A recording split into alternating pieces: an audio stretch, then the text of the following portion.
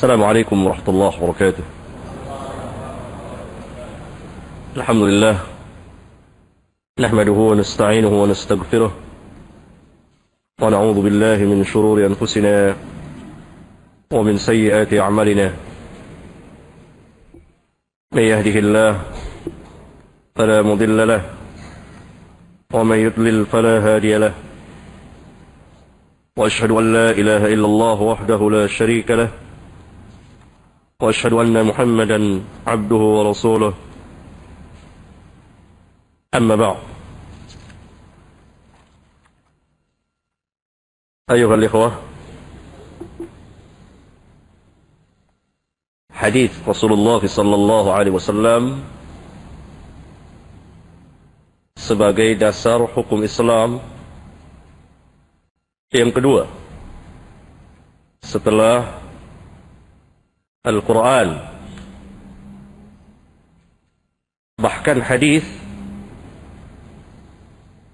merupakan pentafsir Al-Quranul Karim. Kita tidak mungkin dapat memahami Al-Quran tanpa perantara hadis Rasulullah sallallahu alaihi wasallam. Sebagaimana Allah tabaraka wa taala berfirman,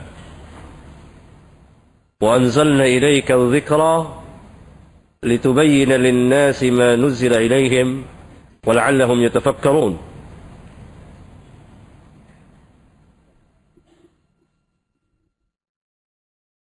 Dan kami turunkan kepadamu Al-Quran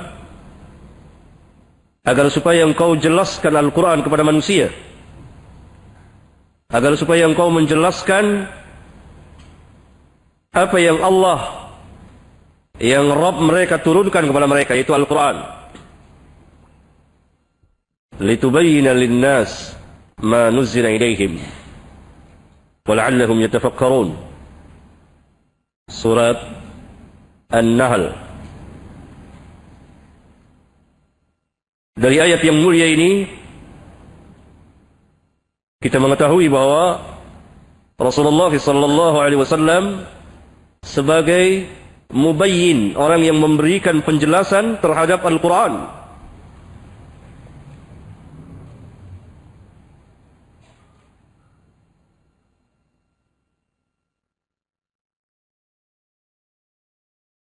Yang mensyarahkan Al-Quranul Karim.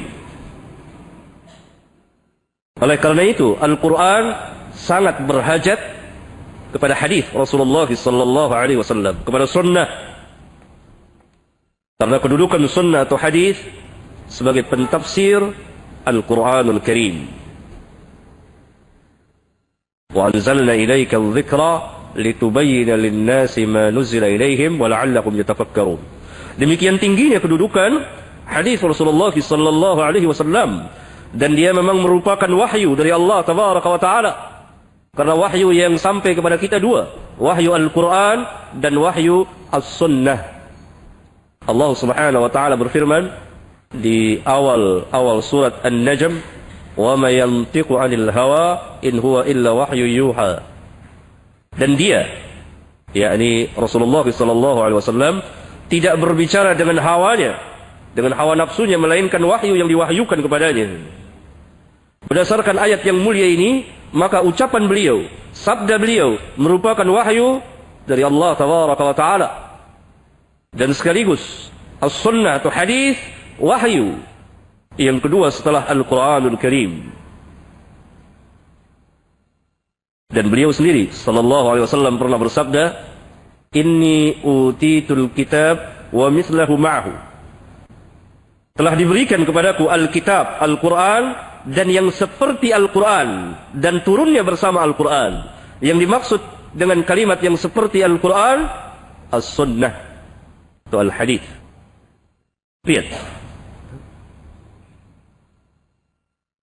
hadis merupakan wahyu.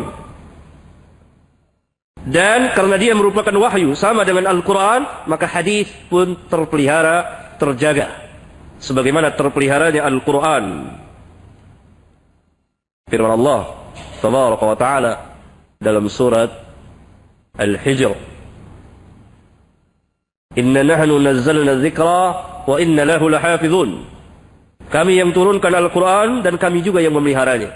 Ayat yang mulia ini masuk dalam pemeliharaan Allah Tabaraka wa Ta'ala, hadis Rasulullah sallallahu alaihi wasallam.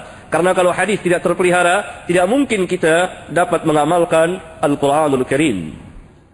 Berarti pemeliharaan Allah terhadap Al-Quran, memelihara lafaz-lafaznya dari dirubah atau diganti oleh manusia, dan memelihara tafsir atau maksud dari Al-Quranul Karim. Itu hadis Rasulullah sallallahu alaihi wasallam. Inna nahnu nazzalna dzikra wa inna lahu lahafizun. Kami yang menurunkan Al-Quran dan kami juga yang memeliharanya. Coba pikirkan, kalau hadis itu tidak terpelihara sebagaimana Al-Quran, kita tidak mungkin bisa mendirikan salat yang 5 waktu khususnya. Di dalam Al-Quran, Allah memerintahkan berulang kali untuk menegakkan salat. Tetapi Allah Subhanahu wa Ta'ala tidak menjelaskan bagaimana cara mendirikan salat. Di mana kita temukan? Di dalam hadis Rasulullah sallallahu alaihi wasallam. Kalau hadis tidak terpelihara, maka tidak terpelihara juga Al-Quranul Karim, karena tidak bisa diamalkan oleh manusia. Maka pemeliharaan terhadap Al-Quran dengan sendirinya secara langsung adalah pemeliharaan terhadap hadis Rasulullah sallallahu alaihi wasallam.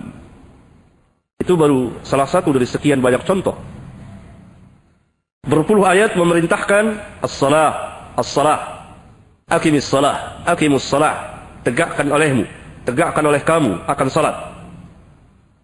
Tetapi tidak ada satupun ayat dari sekian ribu ayat di dalam Al-Quran yang menjelaskan kaifiyah cara mendirikan salat, dari takbir sampai salam, bacaannya, waktunya, dan seterusnya.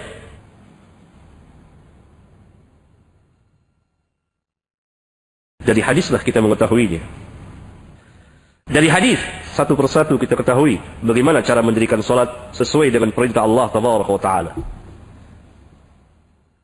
Berarti satu ini saja, sekian puluh, sekian ratus ayat tidak bisa diamalkan. Belum lagi yang lain tentang zakat. Berulang kali dalam Al-Quran, berpuluh kali Allah memerintahkan untuk az-zakat, keluarkan zakat, tapi tidak dijelaskan mana harta yang harus dikeluarkan, berapa dia keluarkan, dan seterusnya, dan lain-lain. Kalau tidak ada hadis, maka tidak bisa mengamalkan Al-Quranul Karim.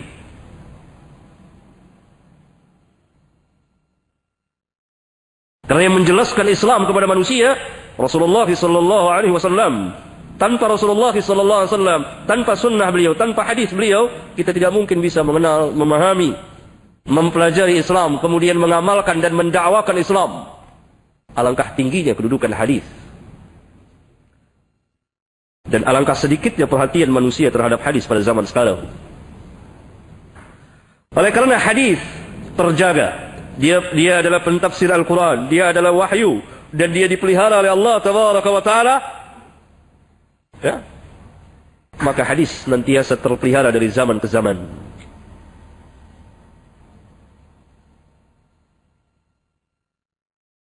Tidak seorang pun juga yang berdusta atas nama Nabi sallallahu alaihi wasallam di timur bumi, melainkan diketahui oleh orang yang berada di barat bumi.